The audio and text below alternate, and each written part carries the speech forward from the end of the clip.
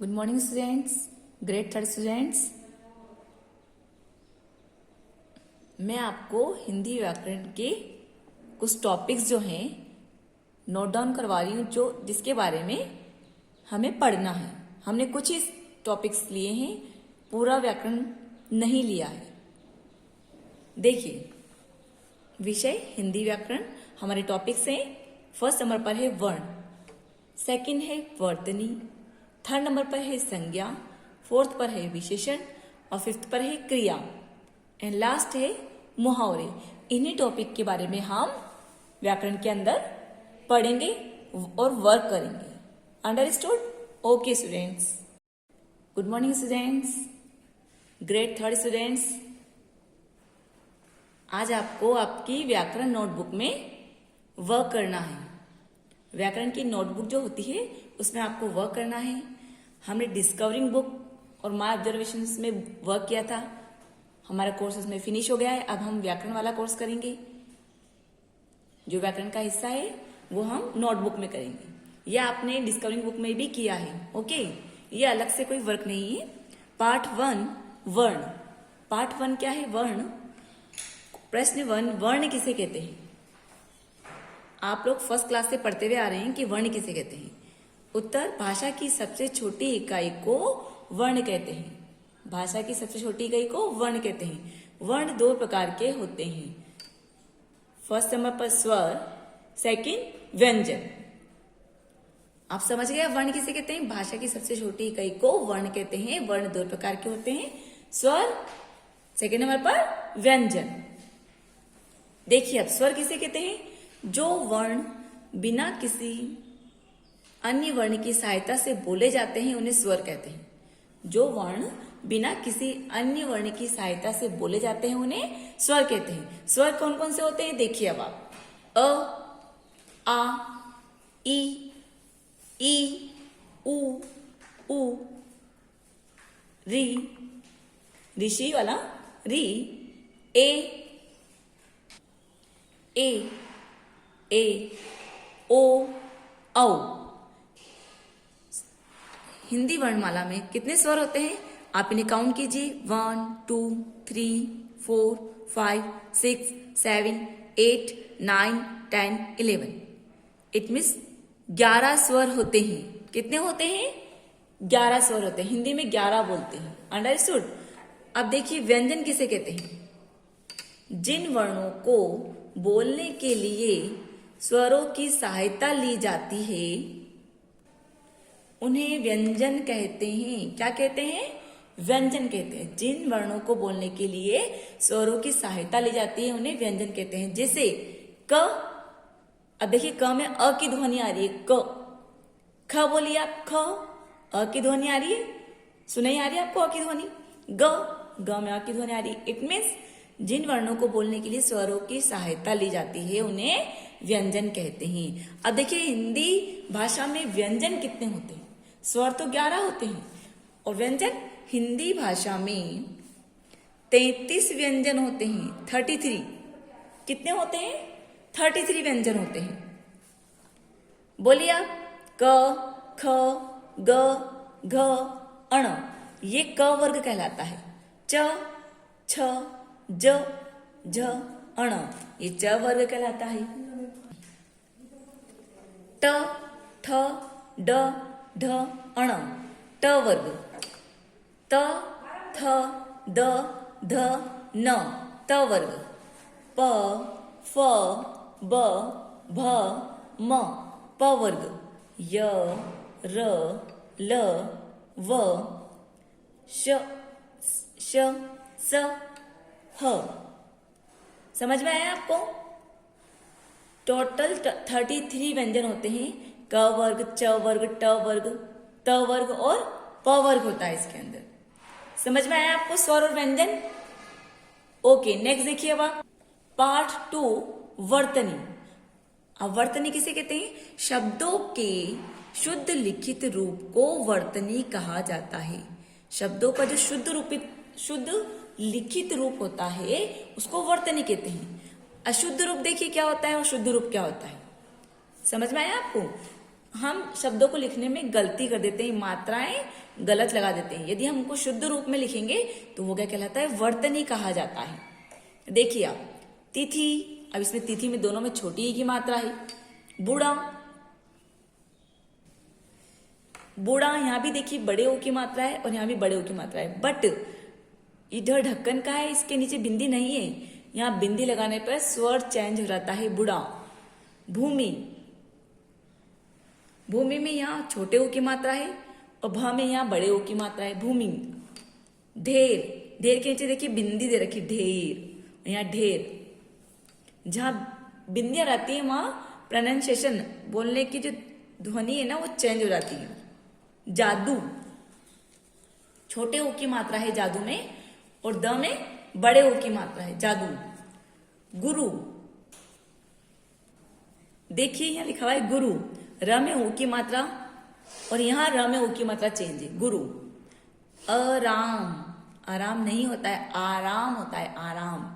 बाजार, बाजार, ज के नीचे बिंदी मतलब जा, बाजार। बारात, बारात।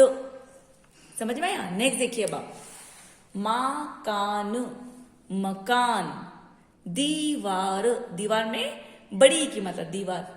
आपने देखा कितनी सारी अशुद्धियां हैं लिखने में, तो शब्दों को शुद्ध रूप में लिखना क्या कहलाता है, वर्तनी कहलाता है। जैसा मैम ने लिखा है एज इट इज आपको भी अपनी नोटबुक में लिखना है।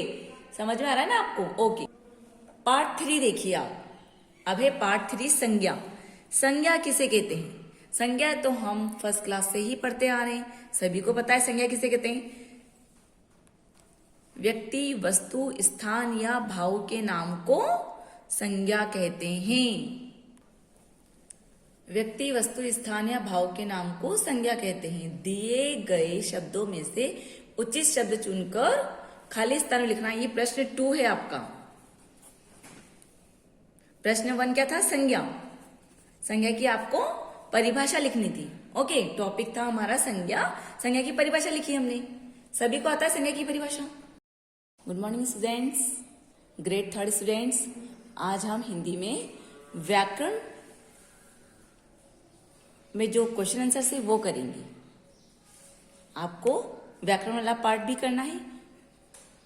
डिस्कवरिंग बुक और माय ऑब्जर्वेशन बुक में हमारा कोर्स कंप्लीट हो गया है। अब हम व्याकरण वाला पार्ट करेंगे। ओके, पार्ट 1 वर्ण। क्या है पार्ट 1? वर्ण। वर्ण किसे कहते हैं? आपको वर्ण की परिभाषा लिखनी है। स्वर,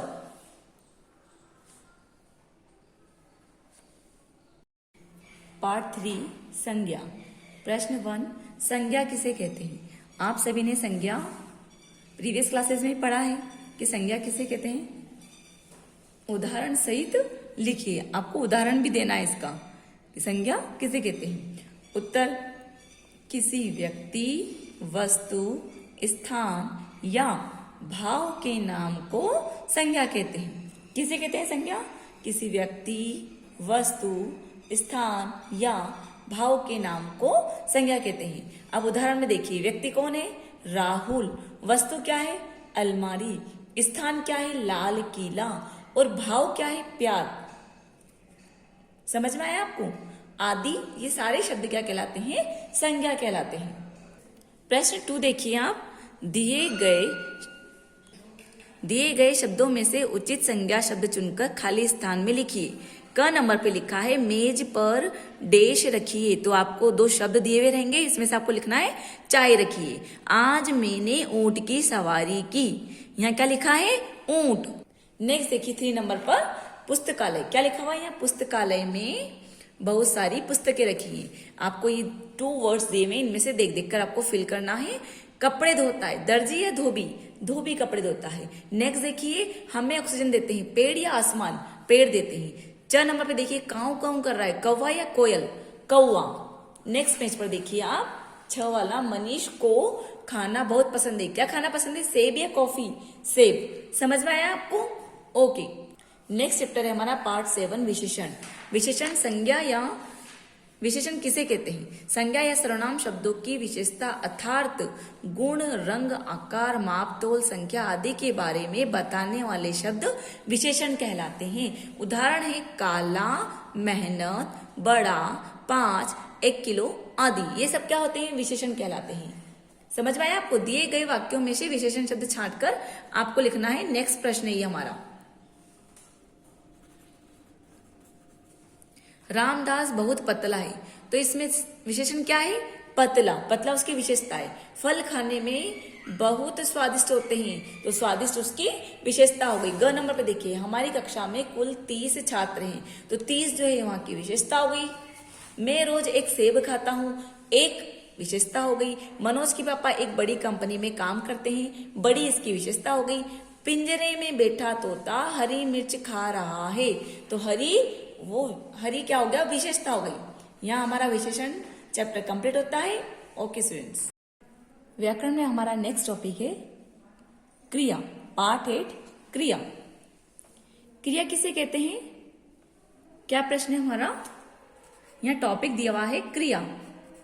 क्रिया किसे कहते हैं? क्रिया जिन शब्दों से किसी काम के करने या होने का पता चलता है वे क्रिया शब्द कहलाते हैं। जिन शब्दों से किसी काम के करने या होने का पता चलता है वे क्रिया शब्द कहलाते हैं। उदाहरण क्या है? मयंक गेंद से खेल रहा है। किससे खेल रहा है? गेंद। तो खेलना क्या हो गया? काम करना। महक गाना गा रही है। गाना गा रही है, गाना क्या हो गया? क्रिया हो गई, काम हो रहा है यहाँ। समझ में आया आपको? खेलना, दौड़ना, खाना, पीना, ये सब क्या कहलाते हैं? क्रिया कहलाते हैं। नेक्स्ट देखिए आप, 5 क्रिया शब्द लिखने हैं आपको। क्या लिखना है? 5 क्रिया शब्द लिखो। तो क्रिया शब्द क्या होते हैं? देखिए आप, दौड़ना, खाना, नाचना, चलना, खेलना, ये सब क्या है? सारे ये क्रिया शब्द है। 1, 2, 3, 4 एंड 5। दौड़ना क्रिया है। खाना भी क्रिया है। नाचना भी काम करना, इट मीन्स क्रिया है। चलना भी क्रिया होती है। खेलना भी क्रिया होती है। इसका मतलब ये होता है जिन शब्दों से किसी काम के करने या होने का पता चलता है उसे क्रिया कहते हैं, और ये आपके क्रिया शब्द हो गए। समझ में आया आपको?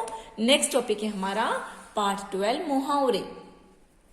मुहावरे किसे कहते हैं? मुहावरे वाक्य में विशेष अर्थ देने वाला वाक्यांश मुहावरा कहलाता है। मुहावरा किसे कहते हैं हम? वाक्य में विशेष अर्थ देने वाला वाक्यांश मुहावरा कहलाता है। प्रश्न 2 देखिए आप, मुहावरों का अर्थ लिखकर वाक्य में प्रयोग कीजिए। आपको क्या करना है? मुहावरों का अर्थ लिखना है और उनका वाक्य में प्रयोग करना है। 1 नंबर पे लिखा है अंगूठा दिखाना। इसका मतलब क्या होता है? इसका अर्थ देखिए आप, इनकार कर देना। क्या कर देना? इनकार कर देना। यदि कोई काम नहीं करता है तो वो अंगूठा दिखा देता है, इट मीन्स वो मना कर देता है। उदाहरण, जब मैंने रोहित से किताब मांगी तो उसने मुझे अंगूठा दिखा दिया। मतलब उसने इनकार कर दिया, मना कर दिया अंगूठा दिखाना। मतलब जब मैंने रोहित से किताब मांगी तो उसने मुझे अंगूठा दिखा दिया। 2 नंबर पे देखिए, आंख लगना। अर्थ नींद आ जाना। क्या हुआ? नींद आ जाना। आंख लगना मीन्स नींद आ जाना। उदाहरण देखिए, दिन भर मेहनत करने के बाद लेटते ही उसकी आंख लग गई। दिन भर मेहनत करने के बाद लेटते ही उसकी आंख लग गई। आंखों का तारा। नेक्स्ट क्या है? आंखों का तारा अर्थ होता है बहुत प्यारा। उदाहरण, सचिन तेंदुलकर भारतवासियों की आंखों का तारा है। हम हमारी इच्छा से भी इसका वाक्य प्रयोग कर सकते हैं, जैसे मैं अपनी माँ की आंखों का तारा हूं। आपको जो उचित लगे आप लिख सकते हैं, लेकिन वाक्य सही होना चाहिए। प्रश्न 4 देखिए, फूला न समाना। अर्थ बहुत खुश होना। अर्थ बहुत खुश होना। उदाहरण, कक्षा में प्रथम आने पर अंकुर फूला नहीं समाया। जब कोई बच्चा क्लास में फर्स्ट आता है ना, या किसी को प्राइज मिल जाता है तो वो बहुत खुश होता है, मतलब फूला नहीं समाते। आप अपनी इच्छा अनुसार भी लिख सकते हैं। कक्षा में प्रथम आने पर अंकुर फूला नहीं समाया। नेक्स्ट देखिए 5 नंबर पर होश उड़ जाना, अर्थ है घबरा जाना। उदाहरण, अपने सामने सांप को देखकर मेरे तो होश ही उड़ गए। यदि आपके सामने सडन कोई एनिमल आ जाता है, सांप आ गया या लायन आ गया, टाइगर आ गया, तो आपके भी होश उड़ जाते हैं ना, ऐसे ही घबरा जाते हैं हम। अपने सामने सांप को देखकर मेरे तो होश ही उड़ गए। समझ में आया?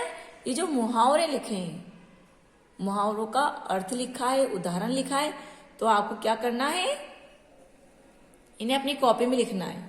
जैसा मैम ने लिखा है एज इट इज आपको भी अपनी कॉपीज में लिखना है। समझ में आया आपको?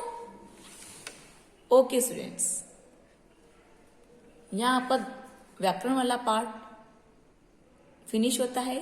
Okay students, bye.